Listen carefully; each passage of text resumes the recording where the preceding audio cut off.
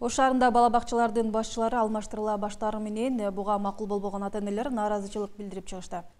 Ош шаардык билим берүү башкармалыгынын бала бакчалардын башчыларын алмаштыруу демилгесинин максаты кандай? Деги эле ушу ротация менен билим тармагын көтөрүү мүмкүнбү? Жалпы эле билим берүү тармагындагы көйгөйлөр тууралуу сөз кылабыз. Сиздер Ош ТВ телеканалында негизги маселе программасын көрүп жатасыздар.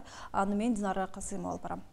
Даттагыдай эле программабыздын башында коногубуз менен тааныштыра кетейин. Бүгүн биздин студиябыздын коногу Ош шаардык билим берүү башкармалыгынын баш кадиси Бектурсун Көкөнов. Дагы ирет саламатсызбы агай, студиябызга куш келипсиз.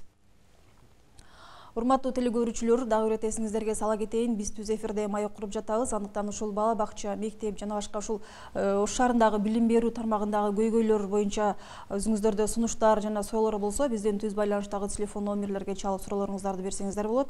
Ошондой эле суроо берүүгө мүмкүнчүлүк жок болсо, суроолоруңуздарды WhatsApp кызматы аркылуу дагы жазып жөнөтсөңүздөр, биз студиябыздын коногунан жооп алып берүүгө аракет кылабыз. Алгач агай айтсаңыз, мына Ош шаардык билим берүү башкармалыгы шаардагы бала бакчалардын башчыларын аралаштыруу, алмаштыруу демилгесин баштаптыр. Деги эле ушул алмаштыруунун максаты кандай? Алмаштыруунун максаты биринчиден ошол жетекчи болуп 10 жыл иштеген адам бакчанын менчигинде карап калат да. Мен жылбайм, бул меники дегенде сөз кылып калат. Ошон үчүн бакчанын деле мектептин деле башчыларын өзү периодически алмаштырып туруш боюнча өкмөттүн токтому бар. 2011-жылдын сентябрь айында 541 токтом чыккан. Ошол токтомдун негизинде ар бир жетекчи шаардык билим берүү башкармалыгы менен 5 жылга договор түзүш керек да. Ошонун негизинде иштеш керек. Андан кийин 2 срок өткөндөн кийин 3-үнчү срокко анын укугу жок.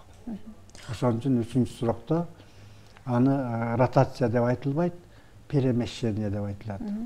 Катыштыруу. Эми ротация деген ал широкий смыслда, алар райондордо тияк бияктарда болушу мүмкүн. Ал эми бизде ушул Ош шаарында абал кандай болуп жатат? Бүгүнкү күндө канча жылдан бери башкарып жүргөн бакча башчылары бар? Азыр эми 10 жылдан баары жылы өтүп калгандарды алмаштырып атат. Эми алмаштырганда ошо отуруп калган жеринен жылгысы келбегендер да көп да. Ошол жер көнүп калган, ата-энелерге да көнүп калган. Жаңы жерге барса кандай болот деп коркушат. Ошон үчүн азыр эгерде тажрыйбалары жетиштүү болсо, коркуп эмне кереги бар? Барып кандай садикке болсо дагы иштей берсе боло берет. Муну бакчанын жетекчилери өздөрү билиш керек, сезиш керек да. Эгер өздөрүнө ишенимдүү болсо, кандай бакча болсо эле иштей берет. Ошол эле. Ошол жерде орун алып, отурукташып, мындай коррупциялык схемаларды түзүп, өздөрүнчө калагандай калчап көнүп калышканда, ошол нерседен коркуп атабы же башка да коркуп турган бир себептери барбы? Чочулоонун да башка бир себептери барбы? Чочулагандардын эмнеси? Бул айрым бакчанын башчылары ошол бакчага келип иштеген, кийин жүрүп ошол бакчага жетекчи болгон, башка бакчага иштеп көргөн эмес. Ошон үчүн башка бакчага барса элдер менен иштеше албайганда коркуп берет. Ал коркпош керек. Анан айрымдары ошо көнүп калган, может ошондой схемалар түзүп алган. Может ошондой да болушу мүмкүн. Муну ачык мынандай деп билбей туруп айтыш кыйын. Бирок негизгиси ошол барганда кандай болуп кетет деп корккондору көп. Мына ушу кечээ эле ушу Жомок балдар бакчасынын башчысы алмашканын угуп, ата-энелер нааразычылык билдирип чыгышты. Азыркы тапта ошол бул маселе кандай болуп чечилди? Бул маселе 10-бакчанын башчысы ошол 66-бакчага барды. 66-ныкы 67-ге барды. 53-чү садиктики 10-бакчага келди. Ошондой которуштуруу болду азыр. Бар жок эле азыр бүгүн тынч эле кылыштык. Ата-энелер ошол мурунку эле жетекчини бизге алып келип бергиле, биз ошол жаңы келген, жаңы дайындалган жетекчи менен иштеше албайбыз деп нааразычылык билдирип, мэрияга чейин барышпадыбы? Алардын талабы аткарылдыбы же? Жок, алардын талабы муну бакчанын башчыларын ата-энелер тандабайт да. Биз шаардык билим берүү башкармалыгына значит. Ошон үчүн ата-энелер эми оңой эле уюштуруп койсо болот. Бакчанын башчылары өздөрү уюштуруп коет муну көбүнчө. Ошон үчүн бул уюшулганды себеби бакчанын ата-энелери ким каяка которулуп атат, алардын иши деле болбойт. Себеби күндө эле келип алып эле заведующий менен сүйлөшүп отурбайт. Алар бир жумада билиши мүмкүн, 5 күндө билиши мүмкүн, бүгүн эле ал неме болбойт, ошон үчүн ал уюштурулган нерселер. Бул эми ошо өзүңүз жогоруда айткандай ачык айкын эле атайын уюштурулган бир иш болуп эле көрүнүп калды да. Бул боюнча ушул ошо жетекчи менен дагы сүйлөшүп, бул маселе боюнча дагы пикир алышып, ошо жетекчини дагы ойноктуңуздарбы? Эмне үчүн ушул маселени ушундай кылып коомчулукка көбүрөөк мындай көбүртүп жабыртып ушундай акцияларды уюштуруп? Жетекчилер уюштуруп койгондо мойнуна албайт алар. Мен билбейм дейт. Ошон үчүн аны билиштин аракет кылып деле кереги жок. Аны ошол мүмкүн болушунча кайра эми ошол жакшы бакчанын башчыларын ошондой эле бакчага которуп атат азыр. Эгерде чындап перемещение отурган жакшы иштеп аткандарды начар бакчага которуп туруп, ошол жердин көтөрүп, ишин жакшы иштеш керек. Ушундай максатта которуштуу болуш керек эле. Азыр эми бизде равносильный немелерге которулуп атат. Ушул жерде дагы ушул тааныш билиштик болуп кетти деген дагы пикирлер айтылып жатат да. Ошол билим берүү башкармалыгынын башчысы өзүнө жакын санаалаштарын жакшы балдар бакчага которуп, айрымдарын которбой койду деген дагы пикирлер айтылып жатат. Эми жакшы бала бакча деп айта турган, мисалы үчүн мурда бизде детский комбинат деп коет эле, 69-садикпи, 70-садик, мына азыркы Себат Түрк лицейи турган, ошол 20 канча группа болчу да. Чоң садик болчу. Азыр мына биздин садиктер анчалык чоң эмес, баары бир кылда эле. Ошон үчүн ал жерде мына садиктин заведующий тааныш билиш болуп, эмнеге барып калды дегендер, ал курулай эле сөз, садиктердин баары жогу бирдей эле азыр. Андай чоң садиктер, өтө чоң садиктер жок. Ошондо шаардагы баардык бала бакчалардын башчылары ушул которуштуруу системасы менен алмаштырылдыбы же ушул тандалмалар баягы мөөнөт өтүп кеткендер гана алмаштырылып атабы? Ошо мөөнөттөр 10 жылдан өтүп кеткендердикин алмаштырды негизинен. Андан кийин ага жетелектердики которулган жок. Негизи эле ушул мыйзам боюнча бир жетекчи бир бала бакчаны канча жыл ошол жерде башчы болуп отурушу керек?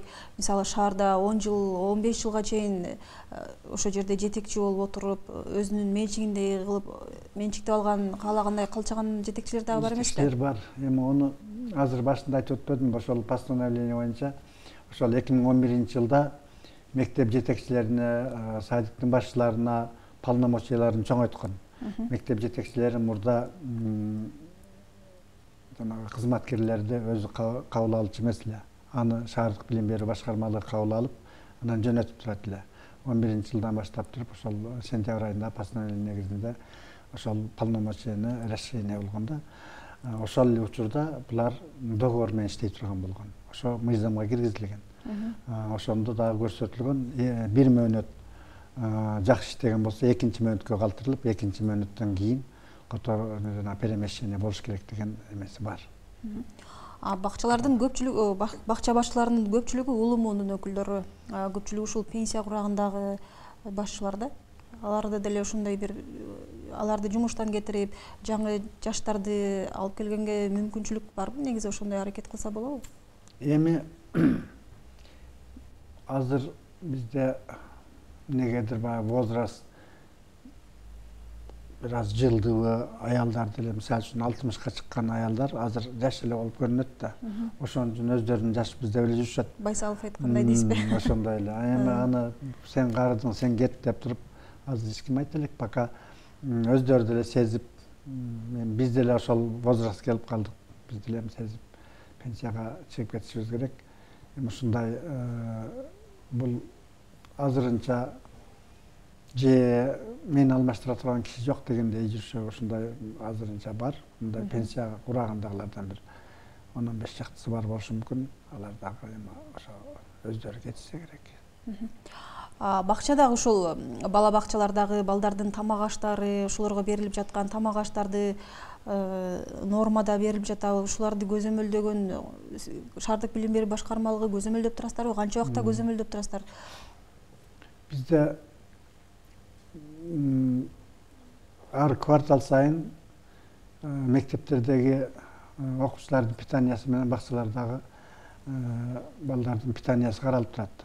Коллегияда каралат бул. Ошого бухгалтериядан өкүлдөр алынат. Садик боюнча бизде атайын адис бар, ол анан бизде тамактануу боюнча метод кабинет башчысы бар. ал жерде ар бир мектепте комиссия бар, оокаттардын граммдарын өлчөп ала турган. Ошолор бир сыйра карап, ар бир чейрек сайын бирден каралып, анан жыйынтыктары коллегияда угулуп турат. Ошон үчүн биздеги жана немелерде оокат нормалары ошондо каралып, кимде сакталып атат, кимде сакталбай атат, ушулар боюнча каралып турат. Сакталып атабы негизи эле? Эми негизинен сакталат бардык эле садиктерде. Эми биз мына садикте сакталбайт, мына садикте сакталат деп туруп айта албайбыз. Жалпысынан биз коллегияда укканда нормада сакталат деп эле айтылат баары. Анан бала бакчалардын бакчада тарбиялануучулар үчүн тамак аш үчүн дагы акча чогултулат ата-энелерден. Аларды көзөмөлдөгөн дагы орган барбы? Сиздер көзөмөлдөйсүзөрбү? Ал акчалар каяка түшөт? Аны биринчиден өздөрүнүн попечительский совети бар ар бир садикте. Ошолор мектептерде чогултулбайт, садиктерде ремонтко, анан ошо питанияга ай сайын чогултулуп турат. Аларды өздөрүндө попечительский советтер көзөмөлдөйт, анан бизден дагы жанагы бухгалтерияда атайын ошо питания боюнча караган кызматкерлер бар, ошолор карап турушат. Мисалы бир группада 50дөн өзү норма боюнча бир группада канча бала болушу керек? Мисалы кээ бирки группаларда 60-70ке чейин балдардын тарбияланып жаткан учурлары бар да, алардын баардыгы ушул тамак аш үчүн акча төлөшөт. Ай сайын азыр 1000 сомдон болуп калды. Баардыгы акча төлөшөт. Деги эле ошолор баардыгы максаттуу пайдаланылабы? Же айрымдары жеке чөнтөктөргө кетип калабы? Мурун заведующийлер өздөрү продуктларды алышат эле, азыр ошол акчалардын бар жогу бухгалтерияга төгүлүп туруп, тендер жарыяланып, тендер аркылуу алышат. Эми жанагы окуучулардын, бакчадагы балдардын саны боюнча младший группаларда жанагы 2 жаш тегерегиндеги яшилный группаларда 20 жаш бала деп белгиленген. Калгандары 30га чейин деп белгиленген. Азыр бизде мына 3-жыл электрондуу өчүт боюнча кабыл алынып атат. Электрондуу өчүткө кабыл алынгандан бери ошол бакчадагы балдардын саны жөнгө салынып, мына 2 жылдан бери көпчүлүк нааразылыкта электрондуу өчүт жылбайт деп. Мурун ошо 50-60 болуп кеткен да, ошолорду азыр жөнгө салынып, азайган сайын ошо электрондуу өчүт жылбай атат деген себеби ошол. Биздики азыр 40 тегерегине түшүп калды, 40-35. Ошо мына 3 жылдын ичинде.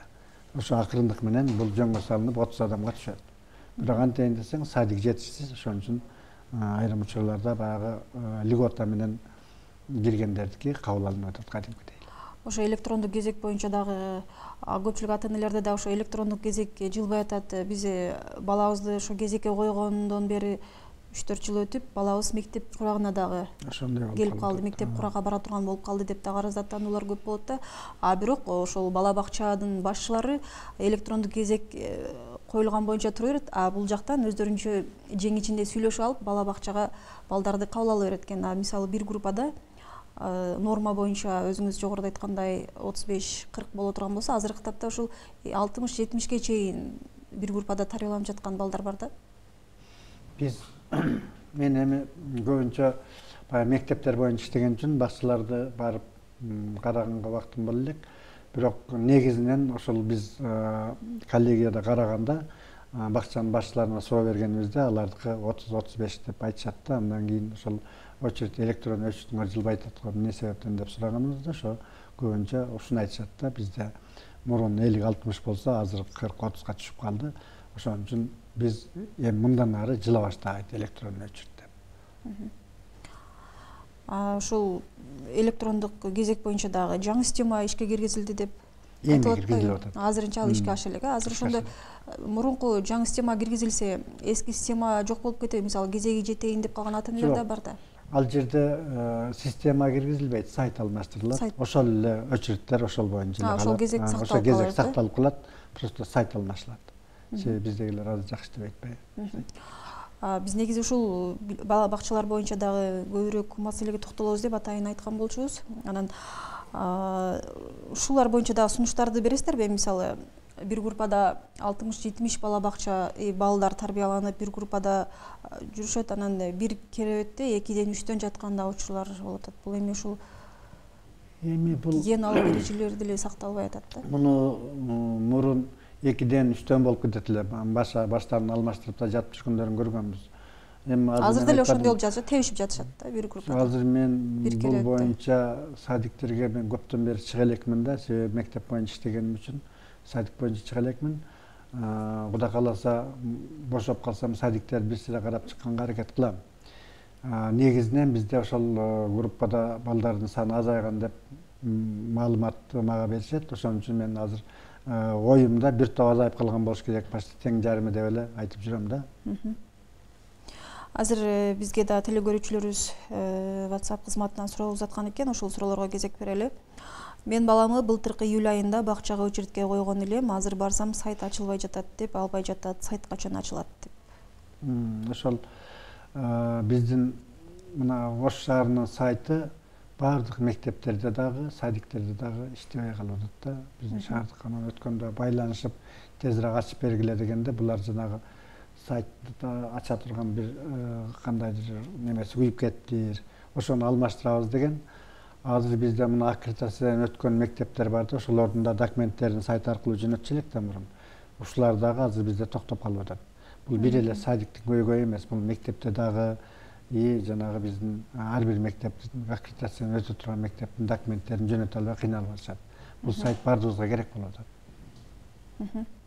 Дагы суроо бар экен. Мен 4 балам бар, садикке киргизейин десем, шапкасы аябай кымбат экен, тилекке каршы балдарым садикке барбай жатат дейт. Негизи эле ошол сиздерге дагы ушундай суроолор эми келишет. Булар көбүнчө эле жана садикке электронный өчүткө койбой туруп эле ошол жерден бирөөлөрдөн миш-миштен угат да, мынча берип киргиздим дегендерди. Эми алар киргиздиби, киргизбедиби, көздөрүн деле коркуп жүрөт. Мисалы үчүн ошону эгерде барып акча сураган болсо, келип туруп жазып неме кылсын арызда. Мына менен мынча сурап атат деп туруп. Карайбыз ошону. Агай айтсаңыз, мына жогорудагы бала бакчаларды менчиктеп алган башчылар жөнүндө айтпадыкпы? Эми мектептерде деле ушундай абал да. Мектептерде деле көп жылдан бери директор болуп, ошол жерде дагы каалагандай башкарып, каалагандай калчап жүргөн директорлор да бар. Бул маселе боюнча дагы кандай аракеттер көрүлүп жатат? Аларды эми жумуштан четтетүү болбосо дагы ушундай кылып эле аралаштыруу маселеси, которуштуруу маселеси боюнча. Эми мектептерде 2004-2005 жылдарда окуу бөлүм башчыларын завучтарды ротация кылган. Анан 2008-ден баштап 2010 жылга чейин мектептин директорлору почти бар жок эле ротация болуп бүткөн. Андан кийин 2014-15 жылдардан баштап 2018 жылга чейин дагы бир сыйра ротация болуп бүткөн. Ошол ротациялардын негизинде мектептерде баягы 10 жылдан көбүрөөк иштегендер азыраак эле калган. Азыр эми мына өткөндө 22 мектеп менен 53 мектепте ротация кылынды. Перемещение болду, экөө азыр жөн иштеп атышат. Дагы суроо бар экен, элден келген суроого кезек берели. 40 жыл мектеп 40 жылдык мектеп окшойт анда. Мектебин завучу көп жыл отурат. Ошон үчүн билим бул мектепте төмөн окуучулар көчүдө качан көрсөң дейт. Бул качан алмаштырасыңар? Да, не деген суроолор берген. Бул 40 жылдык мектебинде ал 16 мектеп. Нурия базына иштейт ал жерде. Завуч болуп иштегенине көп жыл болду. Бирок ал ишине так. Эми аны көчөдөгү балдар менен эле завучка баа берип койгон туура эмес. Көчөдөгү балдарды тарбия завуч карайт. Ошон үчүн бул тарбиялык иштер боюнча иш аракеттерди биз карап көрөбүз.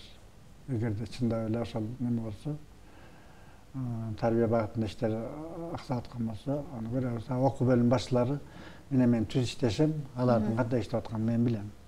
Жакшы иштейт. Демек бардыгы жакшы иштейт. Саламатсыңарбы? Начар иштегендерди деле кетирбей алып отурасыңарго, пара берип коюп эле иштеп атышат. Бакча менен мектептеги коррупцияны өтө жакшы билесиңер. Болгону тилиңер кысылып калган, сүйлөй албай каласыңар деген да суроо узаткан экен. Эми элден алган сиздерден бөлүшүп атат дегендей суроо узаткан экен. Ошондой бардыгы эле ошондой ойлошот эми. Эгерде бөлүшүп аткан болсок, келип бизге айтсын, мынанчаны алды менен сен сага канчасын берди деп туруп. Биз ошого жооп беребиз. Анан кийин жөн эле алыстан туруп алып эле баягы сен бөлүшүп атасың деп күнөөлөй берген туура эмес. Азыр мына орозо мезгилинде деле бирөөнүн жанагы эмне деп коет кыйбат кылган мусулман ишке жатпайт. Саламатсыңарбы? Бала бакчага акчасыз эч ким киргизбейт. Мисалы мен 5000 сом бергенмин баламы бакчага орнотуу үчүн дейт. Сиздерге дагы ушундай кайрылуулар келгенби же бардыгы эле ушул Эми мыйзам чегинде алып атабы? өчүртү келген болсо мыйзам чегинде эле алат. Эми өчүртү келгенге чейин айрым адамдар барышы мүмкүн, бирок азыр электрон өчүрт министерство тарабынан көзөмөлдөнөт. Бул боюнча кандайдыр махинация кылганга жол берилбесе керек деп ойлойм да. Мыйзамда ошондой эми алар өздөрү каалагандай кылышат да. Эми каалагандай кылып аткан бизге бул жанагы электрондук кезек министрлик тарабынан көзөмөлдөнгөн үчүн биз аны муну мурун алып койтур, муну кийин алып койтур деп айта албайбыз да. Мен баламды кезекке койгом 260 болуп катталган, 1 жылдан кийин 250ге түштү. 250ге түштү. Бул кантип болсун деп ошентет. Эми ошол электронный өчүрт болгонго чейин буларда 60-70тен бала болуп калганда бир группада. Ошолорду мүмкүн болушунча азайтып атат. Башында айтпадым, ошолор 30-40ка түшүп калды деп. Ошо түшкөнгө чейин тигилерди өчүрт жылбай турган, эми мындан ары жыла башташы мүмкүн. Мектептеги коррупциялар боюнча сөз кылганда эле ушул ата-энелер чогулткан акчалар жөнүндө кеп болот да. Мисалы, ушул ата-энелер чогулткан акчаны ата-энелер комитети кандай иштетүүнү, кай жака жумшоону ата-энелер өзү чечет деп айтасыздар да. Ушул маселеде ушул мектеп директорлорунун бул акчага аралашуусу канчалык? Мына 2 жылдан бери мектептин жетекчилигин ошол попечительский советтин акчасына тийишпегиле деп жүрүп, азыр биз үзүп бүттүк.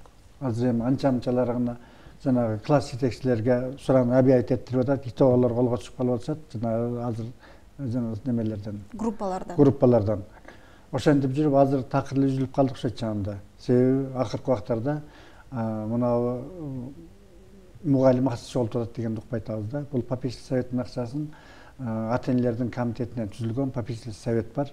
Ошолор акчаны чогултуп, мектепке кандай жардам беребиз дегендер болсо, спонсорлор бар болсо, ошолор кармайт, мектептин директорлорун биз окончательно үзүп бүттүк. Бул эми ошол ата-энелер комитети менен мектеп директорунун ошол класс жетекчинин тили бир да.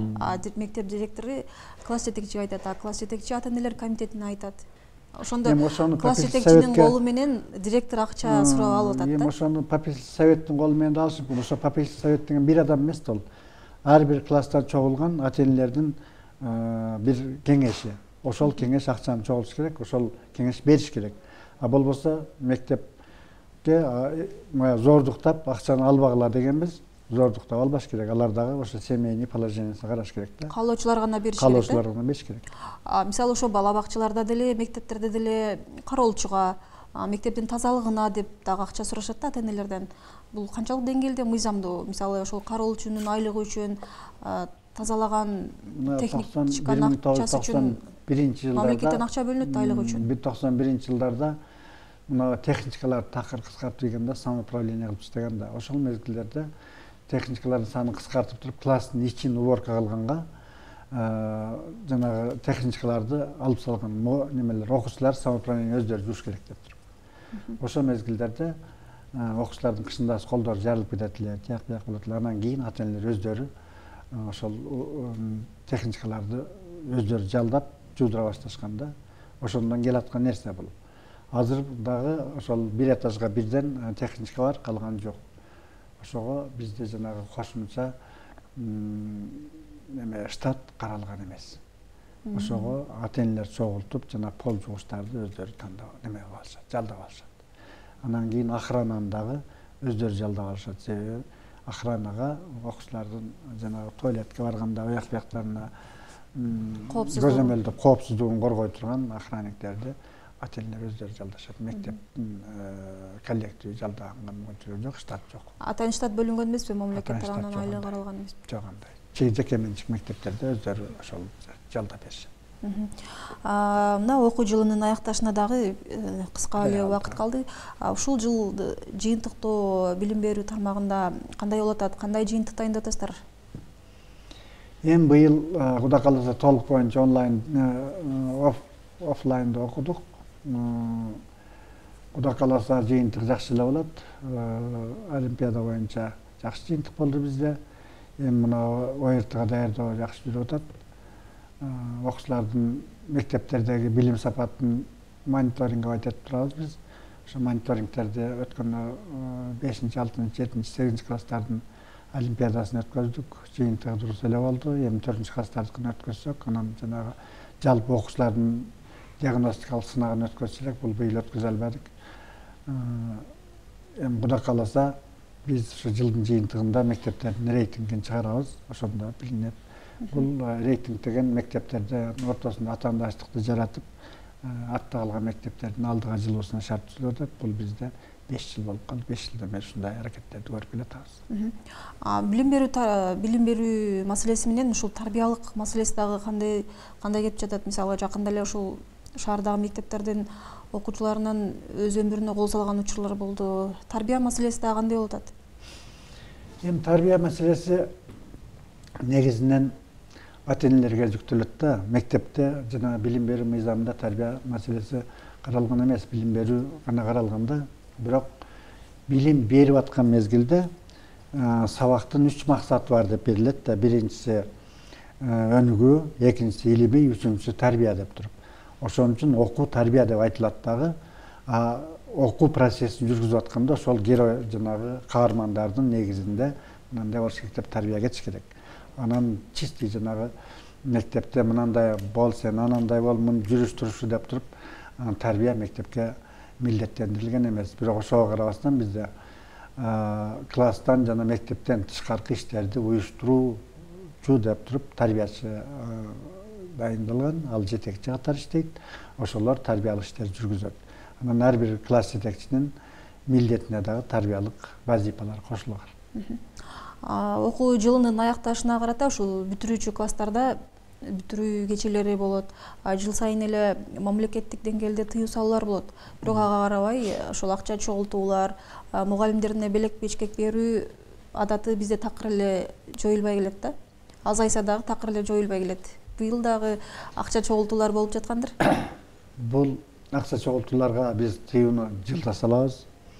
Анан акыркы коңгуроо күнүнөн баштап туруп экзамен бүткөнгө чейин бизде былтыр дагы ошо пандемияга карабастан биздин мугалимдер, директорлор өздөрү турушту. Нокат жолунда, Алай жолунда, Каракулча жолунда ошондой кылып туруп бир көзөмөл кылып, эми бул деген балдардын коопсуздугу. Ата-энелер болсо аны эс алуу деп элестетишет да. Эс алуу деген жерде сөзсүз түрдө коопсуздукта кошо кетиш керек. Ошон үчүн биз балдардын коопсуздугу үчүн ошондойлорду уюштурабыз. Бул келатат. Эң негизгиси бизде бир нерсе эстен чыгып келатат да. Мурда мектеп жогунда дагы бизде тарбиялык иштер болгон. Тарбиялык иштерди адамдар өздөрү көзөмөлдөгөн. Коомдук пикир деген. Азыр бизде коомдук пикир жок. Көчөдө балдар мушташып атса, элдин баары жогайдыгер. Ошол жерден мугалимдер болсо ажыратып коет, мугалим эместер өтүп кетет. Шуну биз коомго сиңирип туруп, коом бизге жардам берсе, тескерисинче телефонго тартышат. Алар телефонго тартып алып мынтип атышат дейт. Ошон үчүн коом бизге жардам берсе, бул педагогдорго бир топ жеңил болмок. Ар бир адамдын өзүндө тарбиялык вазифа кошо жүрүш керек да. Агай, бизге бөлүнгөн убакыт дагы соңуна чыгып баратат. Андыктан ушул эфир соңунда сизге эркин микрофон берейин. Эфирден пайдаланып айтар сөзүңүздү айтып алсаңыз болот. Урматтуу коомчулук, урматтуу ата-энелер, азыркы учурда ошол азыркы эле айтып өткөндөй тарбиялык маселелер, орчундуу маселелердин бирөөнө айланып баратат. Ошон үчүн жалпыңыздарды ушу жаштарды тарбиялоого жапырт колдоо көрсөтүп, бирге тарбиялык иштерди жүргүзсөк деп мен чакырып кетмекчимин. Ийгиликтер болсун. Рахмат агай, убактыңызды бөлүп атайын келип биздин суроолорубузга жооп бергениңиз үчүн ыраазычылык билдиребиз. Ишиңиздерге ийгилик, аман болуңуз. Рахмат сиздерге. Саламат болуңуз. Рахмат. Урматтуу телекөрүүчүлөр, сиздер негизги маселе программасына күбө болдуңуздар. Эскерте кетейин, бүгүн биздин студиябыздын коногу Ош шаардык билим берүү башкармалыгынын баш кадиси Бектурсун Коконов болду. Ал эми кызматта Динара Касымова болдум. Кийинки эфир аркылуу көрүшкөнчө сак саламатта туруңуздар. Кечиңиздер көңүлдүү улансын. Туткан орозоңуздар кабыл болсун.